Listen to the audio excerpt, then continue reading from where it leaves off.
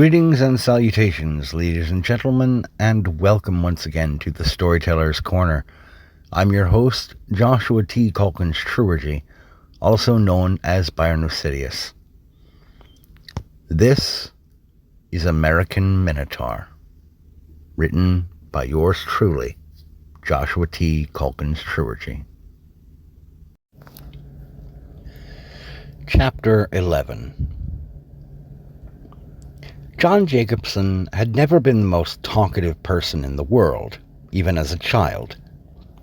He'd usually left the chatter up to his two older brothers, David and Pete, who were not only pretty intelligent guys, but who also possessed the sort of easygoing charisma that left people feeling disarmed without feeling later on that they had been duped into lowering their guard. All three of the Jacobson boys' propensity for honesty in all things helped with that a great deal, a value their own parents had drilled hard into them since infancy. This is not to say that John, the youngest, stood any lower or lesser than David or Pete on the measuring pole of intelligence. No.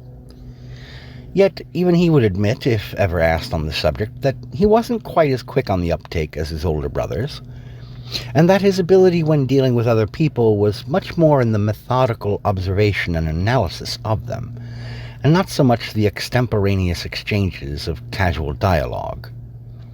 John operated at a slower pace than David or Pete Jacobson, because his lens for observation was significantly clearer than theirs were, allowing John to consider a larger total set of information about people and situations before rendering a plan of action when contending with said persons or circumstances and events. He frequently and silently thanked God for this gift, because it often compelled him to exercise patience, to allow for events to develop before he stepped onto the scene to intervene. In his line of professional work as a plumber, this had rendered him some excellent results, discovering that what some clients assumed was just a leaky petcock in their toilet turned out to be a series of issues with their pipes and systems. When people in the Hamburg, New York area and its neighboring townships suspected they had more than minor concerns for their plumbing, Jacobson Plumbing was one of the area's first go-tos.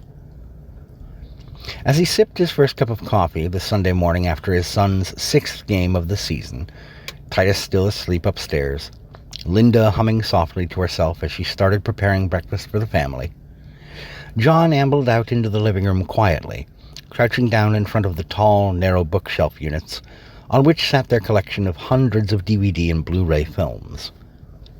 His eyes fell almost immediately on the two films that he would present to his boy for their choice of Sunday morning matinee, as he liked to call it. He slid the cases out carefully from their spots, tucked them under his armchair, and returned to the kitchen. He hadn't been certain why, but for the last 3 years, John Jacobson had felt compelled by the Almighty to make very particular film purchase selections for the family's collection. But John was a man of quiet faith. Like Qui-Gon Jinn with the Force, he didn't question these nudges, he just listened and followed them. But since the start of Titus's final year of college, John came to recognize, over several weeks, what God was using him to accomplish. He sipped his coffee, looking over just in time to meet Linda's gorgeous spring-green eyes, and she quirked an eyebrow at him. "John Jacobson, what's got you grinning like the cat that caught the canary?" she inquired. "Don't worry about it, dear heart," he replied. "All in good time."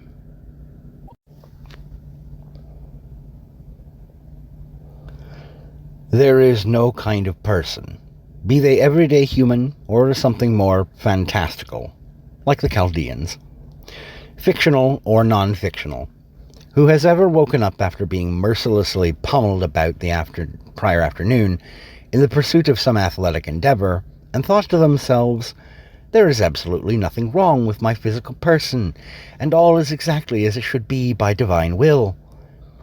If any sentient person ever has claimed to have such a first-moment experience the day after such a strenuous outing, this storyteller would advise you to either have that person committed for immediate psychiatric testing, because they're clearly delusional. Or you ask them what kind of drugs they were still coming down off of from the previous evening, because their brain was clearly still marinating in the sweet, sweet juices of chemical alteration of the brainwave functions. Along with his excellent performance on the field the prior day, as Titus reached out to his chirping phone and clicked off the alarm, his nostrils twitched happily to the scent of breakfast cooking downstairs. He rolled from his side to his back, and in the transition from one position to the other, lost all trace he might have had of that delusion thought of physical all's well, when his right bicep sent a distress signal to his brain with all the grace of a polio sufferer trying to dance ballet. He let out a growl, pulling air between his bared teeth, using his left thumb to try to massage the muscle toward at least some degree of suck that didn't make him think of the Hoover Vacuum Company. For most of the last quarter of the game, the day before, the poor offensive lineman who'd been lined up against him, and who had struggled mightily since halftime to keep him away from the quarterback, had started trying to jam his thumb into the nerve on Titus's inner bicep. This trick had been tried on him earlier in the season, and it hadn't worked then either, given the differences between human and Minotaur physiology. It had left Titus wondering if this had become a trend in college and pro-level football. Whatever the cause of this practice, it had left him with no nerve damage, but one hell of a repetition bruise, which he continued to rub at as he made his way down to his parents' kitchen. He fetched his first cup of coffee, pausing long enough by the stove to give his mom a half-hug, careful not to disturb her cooking. He made his way to the kitchen table, sat down, and made a wordless noise approximating good morning that his dad, who just gave him a slight lift of his own mug in greeting, translated in his mind. Midway through breakfast, Titus's phone chirped, and he checked it just long enough to see that he had a text message from Ashkar, still saved in his phone as Sutek. He didn't read it just yet, tucking the phone back in the pocket of his gray sweats. "Anything important?" Linda asked. "Not sure. I'll actually read it when Dad and I get out to the living room." "Did you do something different with the biscuits, Mom?" "I added a little pepper to the mix before I put them in the oven. Do you like it?" "It's not bad," Titus said, scraping the light dusting of pepper he'd added atop the sausage gravy on his biscuits. "Makes for too much if you add your own on top, though." Seeing this, John quickly followed suit, lightly removing the dusting that he had added to his own food. When breakfast was finished, Titus started toward the living room, pulling out his phone and checking the message from Ashkar, which read, "Titus, got back to my apartment yesterday afternoon. Would have come to your game, but I think it already started. Can swing by later today if you'd like. I have some things to tell you about our people's history. This last couple of weeks, I feel like I've reconnected with my roots, and I want to pass that history on to you." Titus closed his phone, mulling the notion over. While it was true that he felt a certain longing to know more about his own race, he hosted a certain degree of discomfort with the idea of piling on distractions, especially now that he had to step up for his team out on the field. Between finals, last projects, considering his post-graduation options, and the coming holidays with his parents and friends, on top of taking on extra responsibilities on the football field, he already had a pretty full plate on his hands. But there's an opportunity here, he thought, settling in on the couch with his second cup of coffee, awaiting his dad's presentation of his Sunday morning matinee choices. If I agree to meet up with him, maybe I can forestall any history lessons with a question about the past. Namely, why'd you not come see me when you got out of prison, Sutek? Titus loosened his grip on his mug, lest the blameless ceramic become victim to his burst of momentary irritation. "All right, Dad," Titus said, using the remote to turn the television on, then the Blu-ray player. "What are our options for today?" Titus's dad held up two classics, both favorites of theirs since Titus was about 10 years old, L.A. Confidential and Any Given Sunday. Titus hopped up off the couch, grabbed the film of his preference in the moment, and gently settled the disc in its tray, which slid shut at the lightest tap. As he sat back down with his coffee, Titus thought, I'm gonna miss these moments.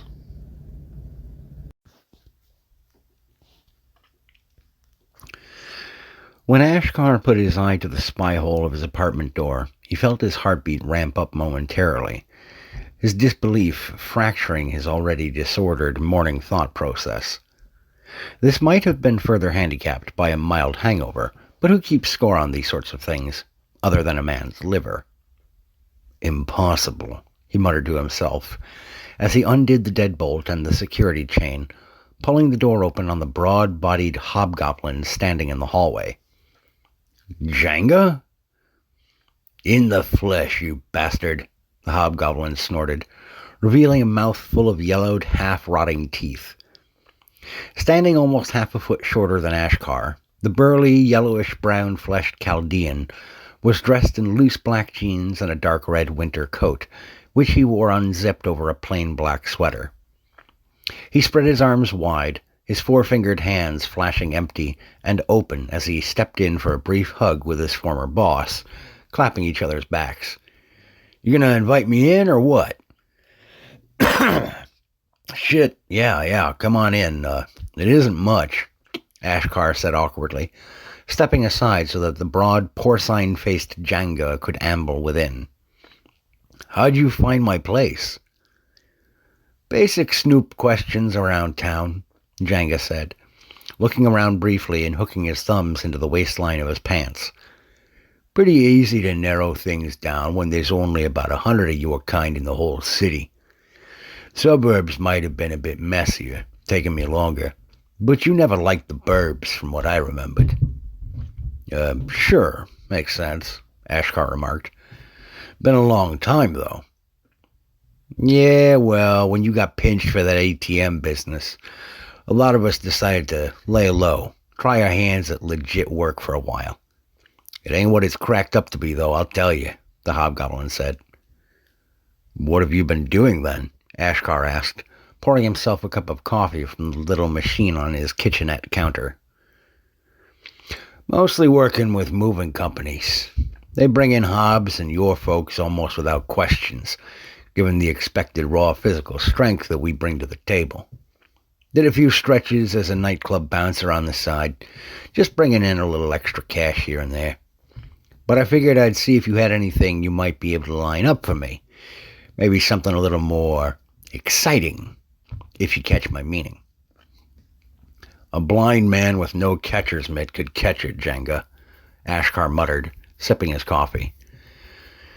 Still, there's no harm in me asking O'Connell if he might have something we could put on you, especially since you and I worked with him before up in Boston. We've had some expanded opportunities come our way, so now is as good a time as any to ask him. You got a number I can reach you at? The hobgoblin pulled out his cell phone, handling it with the awkwardness of a man who is not in his comfort zone with modern technology. Ashkar could relate a little bit, but his people tended to exhibit swifter adaptation than hobgoblins with machinery of any sort. With phone numbers exchanged, Jenga thanked him for keeping an ear out on his behalf, then saw himself back out of the small abode that belonged to his fellow Chaldean. The middle-aged Minotaur didn't like the timing for this visit, not a bit, especially it being from his former subordinate and colleague. He and Vela hadn't remained in charge of their mercenary band as long as they had, without honing a keen sense of suspicion and timing. The neatness of Jenga's arrival on his doorstep just days after O'Connell had secured a new business position with the old gang out of Boston felt too pat by far. But Ashkar didn't want to reach out to any of his old contacts and shake any cages, because doing so might well tip off anyone who Jenga might silently be working on behalf of out back east. Yet he did have one other method of getting some intel. He pulled his phone out again and set to crafting a message for Titus.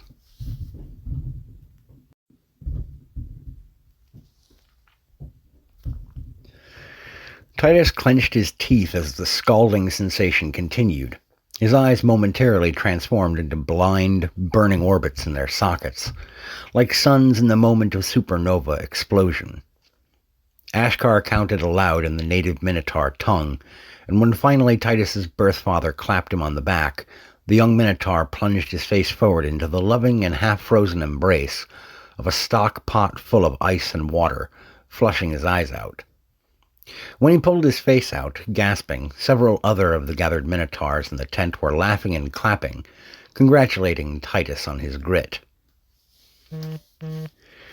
"We don't grow quite the same exact kind of peppers here on Earth that we had back in Chaldea, son of Sutek, but I believe you would agree that these do the job quite well," said the gray-haired, bare-chested shaman, seated across the glowing coal pit from him.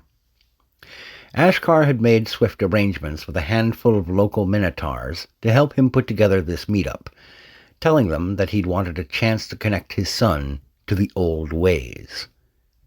The whole thing had been made surprisingly simple, thanks to groups on Facebook.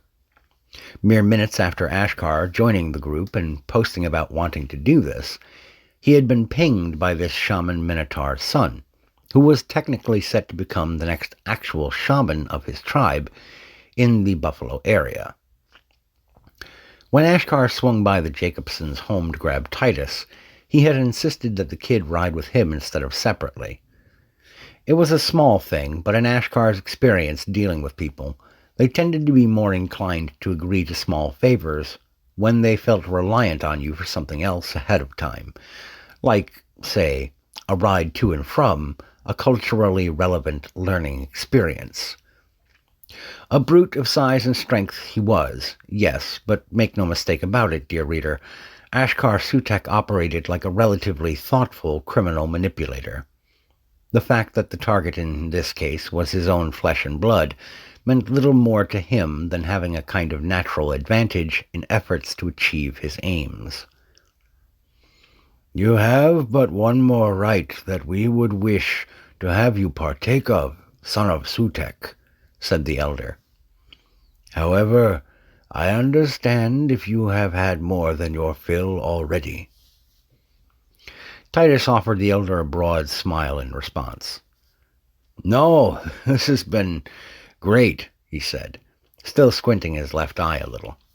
"Reminds me a little of some of the shenanigans my buddies and I used to get up to the first couple of weeks of summer vacation back in high school, tell the truth. What's next?" In response, the shaman's son, the only Minotaur in the tent who was actually larger in overall size than Titus himself, reached behind himself and took up a glass beaker of some black fluid and what looked like an oversized knitting needle. "The last would be the marking of spirit, son of Sutek," said the shaman's voice, his voice like rolling thunder in the tent's confines. "Your father tells us that you were not raised around many of your own kind, that you might not have noticed as a result. But I ask you briefly, what do you notice about all of us gathered here?" Titus took a slow, measured look around, picking up on several commonalities among the Minotaurs gathered. "A couple of things," the younger Minotaur began. "For starters, nobody is wearing a shirt, but that is expected of this sort of gathering, from what Ashkar told me on the way here. Second, despite the age and profession range of those of us gathered here, I take it that our people tend to be naturally built toward fitness by nature, as there isn't a beer gut to be seen among us. And with the exception of myself, it would appear that every man gathered here has at least one tattoo, all on their left arm. Judging by the imagery style, I assume this tattoo is the mark of spirit," Titus reported evenly. His summation garnered nods and mutterings of confirmation, and Titus bowed his head for a moment, eyes held tightly shut. "Who does the artwork?" "The spirits themselves, son of Sutek," the shaman's son declared softly. Titus opened his eyes, flinching slightly as he saw the elder Minotaur with his head hung low, chanting something guttural and making complicated movements and gestures with his fingers.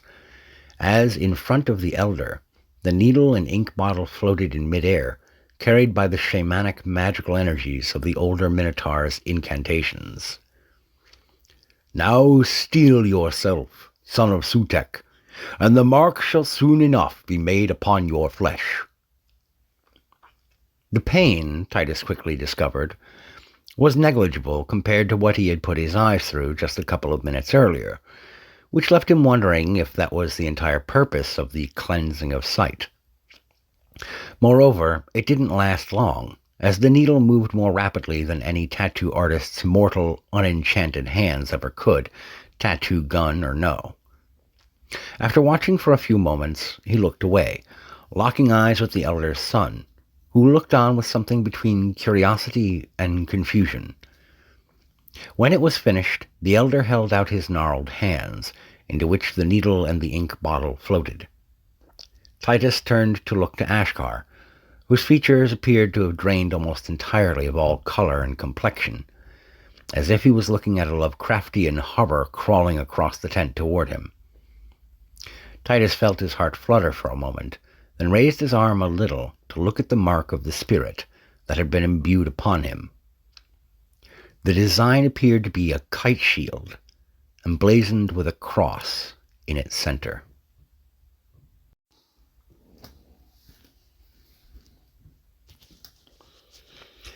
The boy had promised to ask his forensic sciences professor for the favor of looking into any information in the law enforcement world regarding a hobgoblin named Jangahotep, as Ashkar sat with him in the car at the curb in front of the Jacobsons' home, and then made his way up the front walk and into the house. The moment the front door had closed, Ashkar raced back to where the afternoon of rites and rituals had been carried out, breaking more vehicle and traffic laws in his hurry than most folks could count on both hands. When he screeched to a halt in front of the 3-story Cape Cod on the northern outskirts of Buffalo proper, Ashkar barely took the time to retrieve his keys from the ignition or to lock the doors, pelting along the cracked pavers between sidewalk and front door, heedless of any further damage his rushed movements might bear upon them.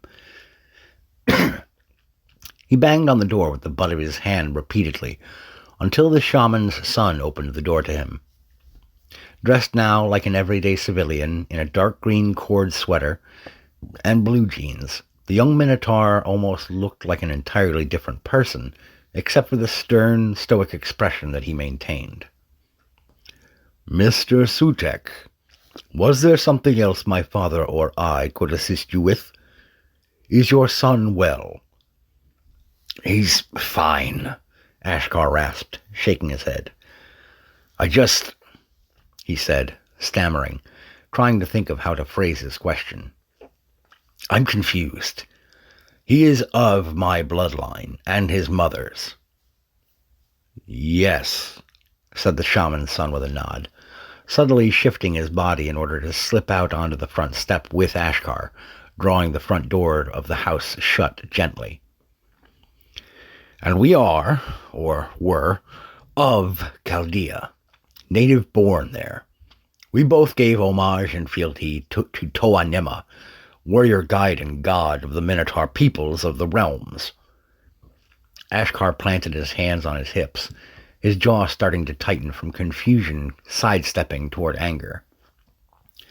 "When I pledged myself to Toa Nema as a child, and when my Vela and I pledged our life together to his glory, we swore an oath that any child born of our union would be loyal to Toa Nema as well." "Understandable," the future shaman said, as if this were the most natural thing in the world. "Toa Nema's sigil is a 2-headed axe, Chona," Ashkar said, using the younger Minotaur's common name since he was not yet the local shaman, not so long as his father still lived. "Not a cross." "Toa Nema is the god to whom you and your wife prayed, Ashkar Sutek, and to whom my own father and mother, and even I myself, pray, yes. But he is not to whom your son owes obedience, loyalty, and prayer. To the God of this world, of earth, and to his son Jesus, Does Titus Jacobson lower his horns in supplication? Said Chona solemnly. Ashkar picked up no hint of malice or distaste from the shaman in waiting, as he might expect if the younger Minotaur had been referring to one of the other gods worshipped by the various peoples of Chaldea.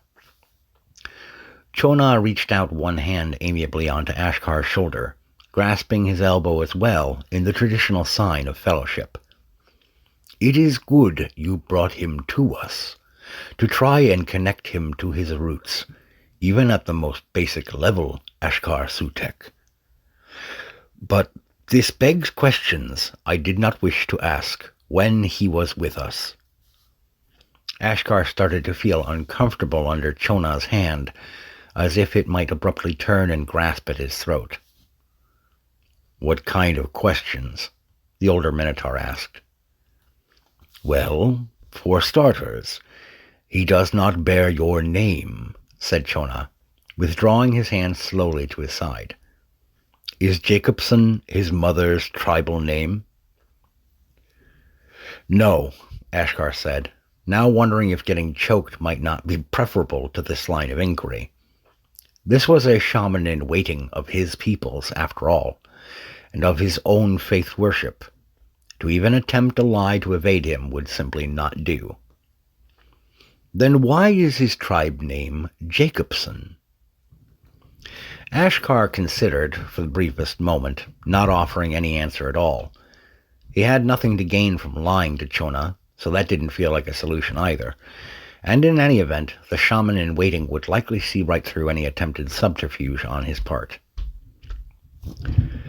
Because that is the family name of the humans who adopted him when he was just 5 years old, Chona, Ashkar admitted as evenly as he could. His mother was already dead, and I got pinched committing a crime. The state stepped in, but not for long. The Jacobsons adopted him quickly. Not exactly a lot of demand for Chaldean kids who weren't even some measure of elven, you know? Chona grumbled at this, his eyes narrowing for a moment in his shared dislike of the human tendency to favor the elves over other Chaldeans. The shared moment vanished as quickly as it had come, however, leaving Ashkar feeling awkward under the half-lidded stare of the shaman in waiting. I did not raise him in the ways of our people. Then you understand why his spirit mark is what it is, at least in part. If that is all, Sutek, I must tend to my father. Ashkar said nothing more, simply lowering his head slightly to indicate that he had no more business with the younger Minotaur. Chona went back into his home, leaving an embarrassed and slightly irritated Ashkar Sutek standing on his front step.